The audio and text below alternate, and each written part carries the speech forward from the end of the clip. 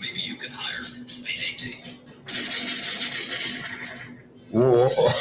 What's the intro, Glenn? Glenn, you're panicking. It's on.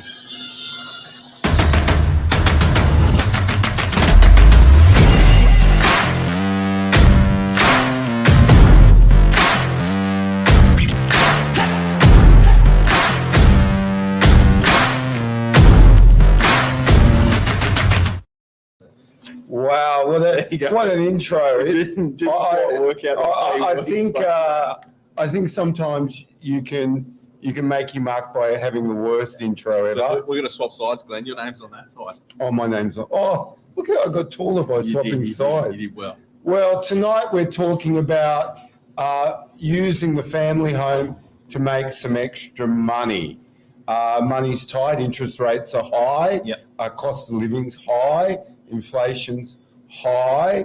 So one of the ways you can use your Torrance-style home to make some money, obviously you could rent out a room, you could take on students, there's companies out there, but a lot of people, instead of buying investment property, are investing in granny flat, or what do we call them granny today? Flats, the more, I guess the proper name is secondary dwelling. Secondary dwelling. In the world of council. Yes. And Stev, let's talk all things granny flat. So I've got a townhouse at Strated, huge backyard. Can I get a granny flat?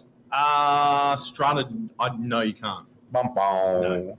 Okay. I've got 450 square meters of land.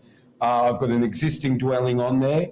Can I build a granny flat? You can. The minimum lot size required in New South Wales is 450 square metres. You've got to work within certain setbacks, but at 450 square metres plus, you can fit a granny flat on that block of land. And to give you an idea, on the Northern Beaches, most of our blocks are over 450 square metres. Yeah, that's right. Except some of the new blocks in Warrwood. When the area was subdivided up, it was between 480 to about 560. Yep. Some blocks are 600 square metres. Yeah. Obviously there's difficulty. The way we developed the Northern Beaches is we went out and cut up all the flat bits of land first, subdivided them, and then we went up to more the hilly parts up in Newport and Avalon, and we've reaped the repercussions from then on. The people in Avalon are always... Well, they're Avalon people, aren't they?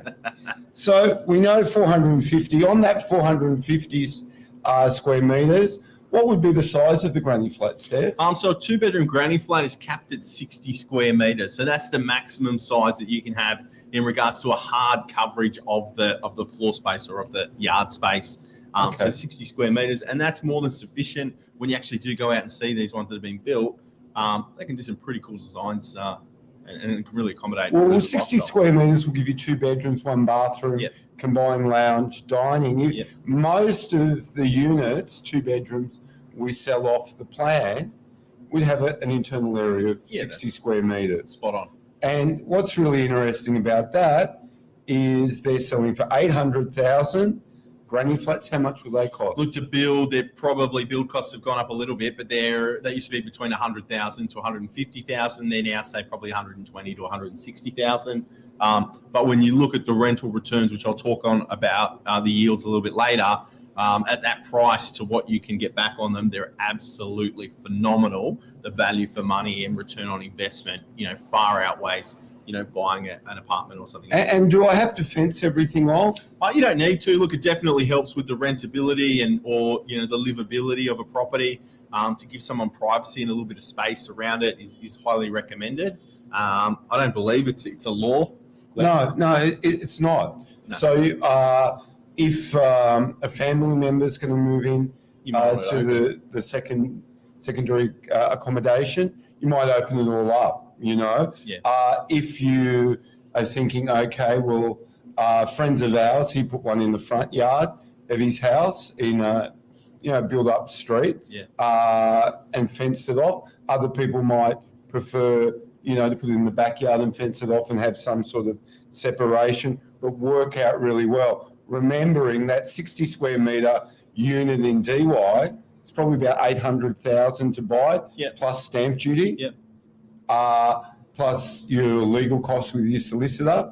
You might be looking somewhere cost of about $850, rent for $600. Now our granny flat, let's say all in we're $200,000. Yeah. What would we rent it for, Steph? So rents right now, they're sitting at around, I had a quick chat with our property manager, Branka. She's just recently let one out, a 2-bedroom, 60 square meter floor plan for $750 a week. So wowza. She said $700 to $750. If you do a nice garden, you have some parking with it, you might be able to fringe up to $800 per week, $800 per week's of rent. But she said, look, not conservatively, but pretty accurately, $700 to $750. And see, what we've found too, where these granny flats form a really nice part in the market is families or small families used to go rent a home. They'd pay about $700 for a home, $750. They have a little bit, they'd have a backyard, they'd be able to get outside with the kids. Today, those homes are $1,400 a week on the northern beaches. So, and now the new granny flats, often we find that the new dwelling is better than the existing dwelling. Yeah, a lot of It's time. brand new, architecturally designed, no dead space, lights an imperative there as well, and they're working out really well. Yep. Now, to build a granny flat, most project companies that you look at or companies that specialise in these, they're looking around 16 to 22 weeks, which isn't long, and also approval about 6 to 8 weeks. Yeah. So we've had people in the office that have done it. Yeah. What company did they use, Stev, on the beaches? I know Bungalow Homes is the new rebranded name. There's so many to choose from. A lot of them do great products out there. You don't need to use a builder. You can do it yourself if you're in the building game and you want to do that. But so many to go through. But the most recent I think I've seen is Bungalow Homes. They had one up in Chroma with a great water feature out the front. Everything opened up. It was a really, really special kind of home. And these companies that specialise in building these types of accommodation, one-stop shop, go in there, look at the plans, they get council approval. Yep. I'll talk to you a bit about that. Yep. Those that don't know, Stev's done a lot of subdivision work with Mark. They even named a street after him. It was called Heavy Hitters. Oh. That's called the M5. The M5. What did they name the street? I can't remember, Glenn. Was it BUBALO Street? Was it in Warriewood, which was a subdivision of 32 blocks named after Stev? The developer had to put a name to it. Thanks, Stev, so much for helping him and the people move in. They named the street after him. So let's talk about what I was going to say, the regulations. Do you want to talk about the planning and how all that goes? Talk about planning, talk about council. Do I need to go to council? No, you don't. So when you're looking to do a secondary dwelling or a granny flat, there's two options. And one is you can get your approval via council through a DA, which is the normal kind of building method that we use. However, because the rules around it are so structured, this went out to state planning and state government, and they said you can actually build this under what's called a CDC, a complying development code. Right. And basically what that means is you can go ahead, as long as you follow the rules. Once you've completed, you get a private certifier. He just ticks off to say you've done everything right and your granny flat's approved. Usually a bit of a quicker method, and the reason they've done it that way is they didn't want councils being backlogged or having this huge surplus of extra work. They said, let's make it easy for people to do and let's free up council's time as well. Okay, so the big question often is value or devalue my existing home if I build a granny flat. Absolutely. Look, I think it depends on what you want to achieve. I can only believe that it's going to add value when you look at what the build cost is and what the rental returns are and the income that's coming in, and you look at interest rates today and where they are in the property market. I know a lot of people wouldn't mind having another $700 coming in. And even if once you factor out maybe paying off that granny flat, the secondary dwelling granny flat, you're probably making $500 clear on it anyway after you're paying your interest on that. So I think it's a winner. Well, what I've always found when we've sold homes with modern granny flats, not a garage that's been converted into somewhere where someone can sleep, but a purpose-built, professionally built granny flat, highly sought after. Yep. One, can offset some of the mortgage payments. Two, people aren't really using their backyard like they did when I was a kid. Now your kids have all activities. You don't play cricket in the backyard, from sun up to sundown. You go to cricket camp or you go to cricket lessons. Yeah, or, that's true. you know, the backyard swimming pool. A lot of people see that as a burden. So this big space you have in the backyard or front yard can be used to generate income. Yeah. Now more than ever, we have multi-generations living together on the northern beaches and throughout Australia with the cost of living going up. So, you know, mum and dad and the kids can all live together, and there's all a spot for them. Yeah. So anything granny flat, anything subdivision, anything building, always talk to STEVAN. They named a street after him. He's so good. It's not a granny flat street, it's just houses, mate. They named a street after me, but they couldn't go through because it was a bit rude. Okay, let's talk about some of the setbacks, guys. So That was a big setback for me when they named this street. Sorry, mate. Didn't go through. Sorry, there's always next time. Next time.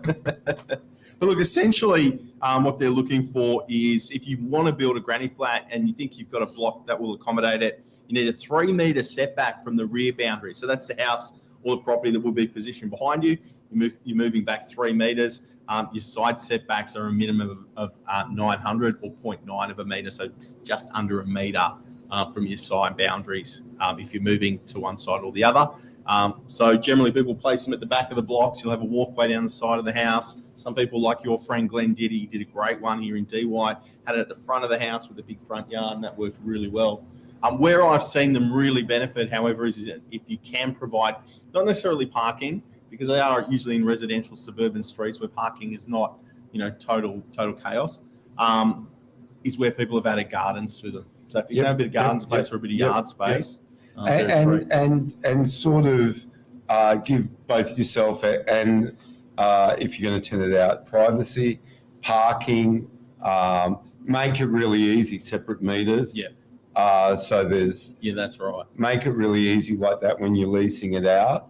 But you know, if you just do the maths, 200,000 to get 700, 800,000 if you buy an apartment in DY, 850 with stamp to get 600. Well, here's no-brainer. a few quick numbers on it. The build costs, I've worked up 100 to 150,000. Your rental returns, say they're sitting at $700 to $750 a week.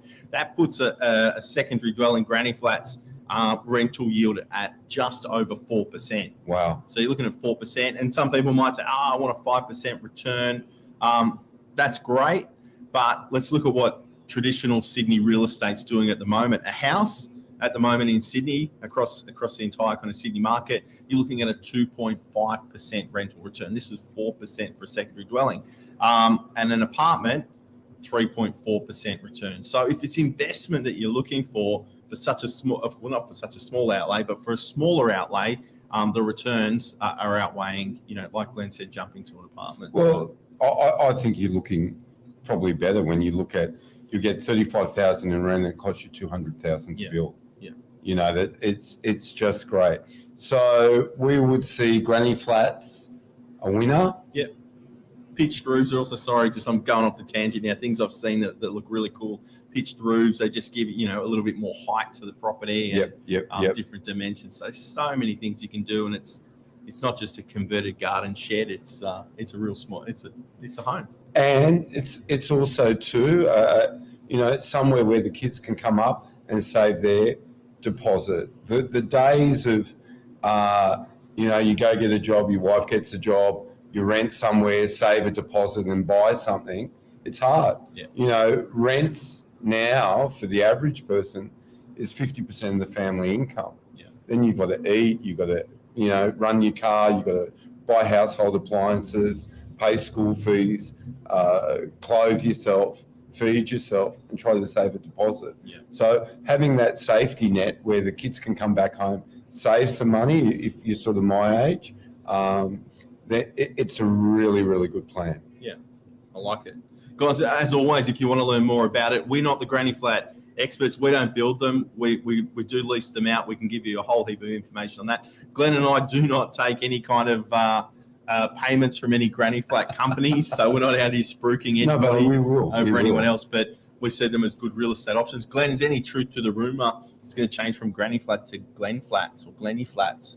What do you reckon? Oh, look, I'm all for that. I'm like anything where money comes in the brown Maybe- paper bag. I love it. I was going to say maybe if you don't get a street named after you, you could get like a training site. Yeah. Look, I never have to worry if I'm getting too old. I'm told that every day when I come to Novak. Guys, thanks for joining us on a Monday night. As always, any other property questions, anything we can help you with here at Novak Properties, give us a buzz, 8978688. Thank you very Still much. the number. Good All right, evening. guys, have a nice night. Bye. You set, Gled. Done. We off?